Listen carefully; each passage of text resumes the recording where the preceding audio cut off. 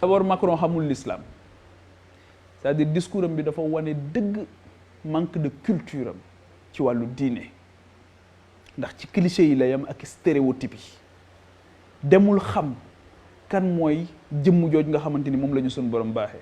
au-delà des musulmans ndax dafa wax wama arsalnaka ila rahmatan lil alamin waaye wama arsalnaka ila kaafatan linnaas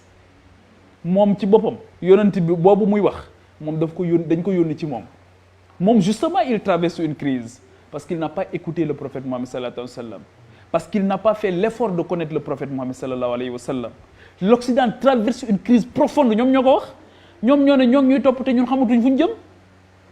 ñoom ñoo xamatul fu ñu jëm aujourd'hui les gens s'interrogent qu'est-ce que la crise des gilets jaunes a montré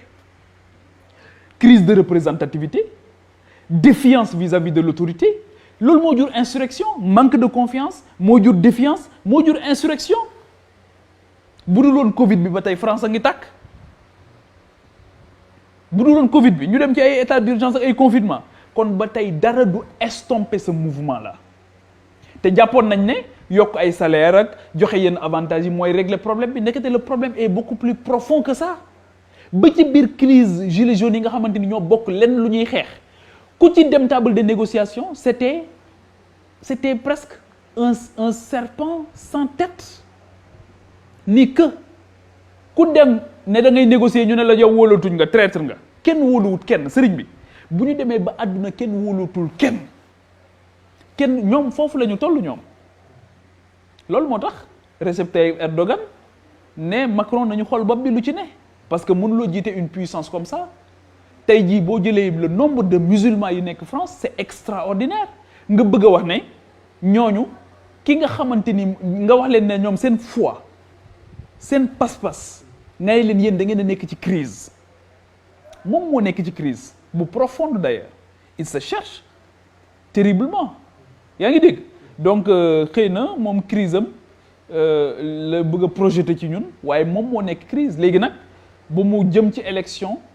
bëgg électorat du Rassemblement national extrême droite jàpp ne c'est en tapant sur l'islam c'est en tapant sur la foi des gens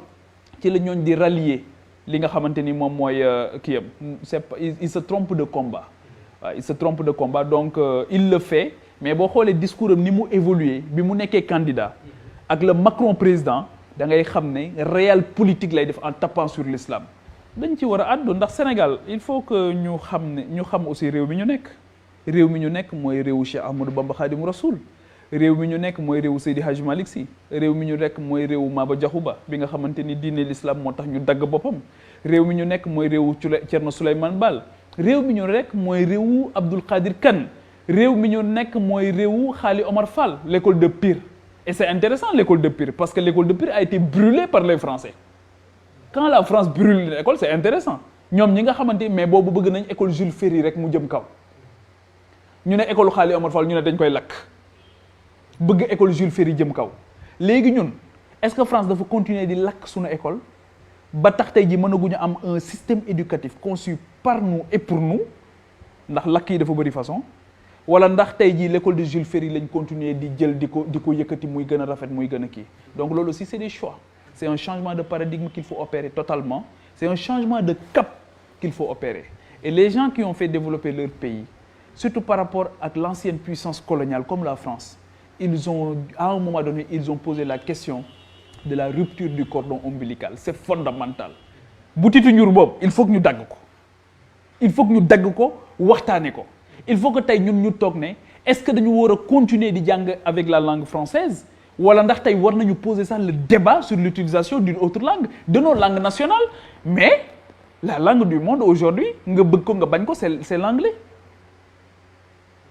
lan moo war a tax ñu continuer mooy ci ces stigmates de la colonisation yaa ngi dégg ba nga xamante ni dinañ la wax ne la butin de guerre la mais c'est un instrument de domination c'est un instrument de domination tout court donc ñoom les pays européens y compris la France te loolu dafay rejoindre immigration bi ñu doon wax léegi ils ont tout emporté ils continuent de tout emporter avec la complicité de certains Africains qui n'en ont cure de l'avenir de leur génération seen yoon nekkul ci ëllëgi ndaw yi Sénégal parce que fexe nañ ba ñoom bu ñuy jiite Sénégal fexe nañ ba lijjanti ba seeni doom seeni jabar duñ fi jure donc dañuy dem am beneen nationalité ñu ne dañ leen di sécuriser la ñuy wax bu soxna si nekkee fii ba war a am doom rek nga jël yóbbu mu ami beneen nationalité bari na ci ñoom de boo jëlee école yi nga xamante ni ñoo nekk fii du nga xamante ni nekkul école sénégalaise ca la seen njaboot di jànge boo jëlee yeneen hôpitaux yi nga xamante ni ñoom ñoo nekk fii cher lool fa la seen njaboot di fajoo mais sëriñ bi lan nga bëgg nag ci njiit yooyu tant qu'il n'utilise pas le transport public mais duñu ko régler bi ñu demee màggalu Tuubaa ren dama toog di xool nit ñi bari lool ma ne nag lii xew bi ñu màggalee ba ci suba ga ma ne lii xew mooy wane ne Sénégal développé wul bu fi kenn tudd émergence am suma xarit bu ne ma lu xew ma ne ko waaw ñii bëgg a rallier yépp seen dëkk yi ñu jóge benn moyen de transport rek la ñu am muy tali mais loolu du développement mooy bu lu mel noonu amee xew-xew bu mel noonu amee xam nga fan ngay natte développement mooy ñii dañoo jël hélicoptère ñëw wala ñii dañoo jël seeni avion ñëw wala ñii dañoo jël tramway ñëw wala ñii dañoo jël TGV ñëw boo demee Maroc tey boo jógee Casablanca di dem Tanger 2h15 nga koy def TGV Al Bouraq lañ ko tuddee 2h15 le Maroc a réceptionné son 212e train doog a wut TGV te am nañ tramway sëñ bi loolu mooy développement mais il n'a pas de secret bi du dara xam nga lan la négociation Maroc boobu tey nga xamante ni sunu naataango africain la c'est lui qui contrôle près de 40% du secteur bancaire sénégalais te ñoo yor assurance yëpp ñoo ko moom la quasi majorité de secteur d'assurance ñoom ñoo ko téye seen loxo qu'est-ce que tu veux tu ne contrôles pas tes banques tu ne contrôles pas le secteur de l'assurance mais comment est-ce que tu vas contrôler l'épargne donc c'est le problème que nous avons fondamentalement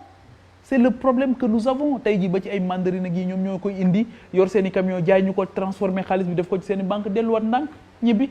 am na sax ku ne ñoom sax bu ñuy dellu ci la ñuy jël seen camion yu vide yooyu def ci ay xale laaj leen xaalis def ci ay xale bu ñu demee ba ci désert bi wàcce leen foofu